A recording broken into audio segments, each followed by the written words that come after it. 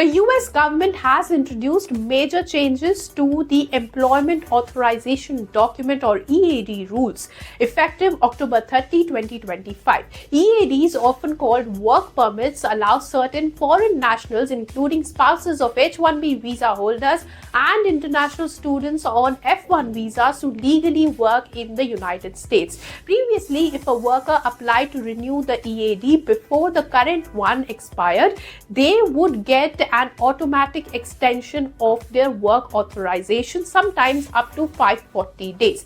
Now, this meant that they could continue working while waiting for the renewal to be processed. Starting October 30, this automatic extension is ending. Now, applicants must wait until they receive an approved renewed EAD before continuing to work. If their current EAD expires before the new one arrives, they must stop working, leading to potential gaps in employment and income. Now, what is this EAD? It is the Employment Authorization Document, as mentioned earlier, that are like work permits for foreign nationals and students on F-1 visas. Who does this impact the most though?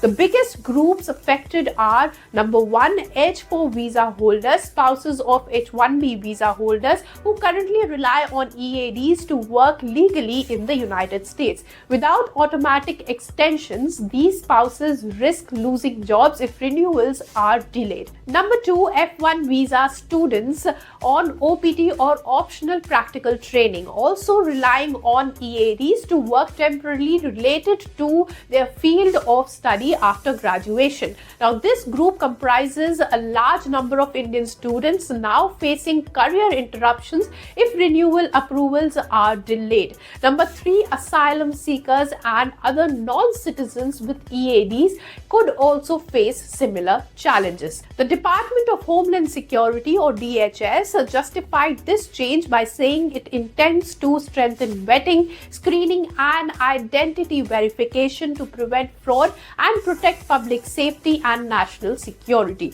The policy emphasizes that employment is quote-unquote a privilege, not a right. For Indian workers and families, this change is particularly hard-hitting. According to data, India accounts for 70% of H-1B visa holders, and Indian students make up nearly 27% of international students in the US. The H-4 visa spouses, mostly women, often contribute significantly to household income, and OPT workers are the bridge to permanent US employment for many graduates. With this sudden removal of automatic EAD extensions, many Indian workers face uncertainty and risk of unemployment during administrative processing delays. Now, to avoid work gaps, applicants must ensure that they file renewal applications as early as 180 days before your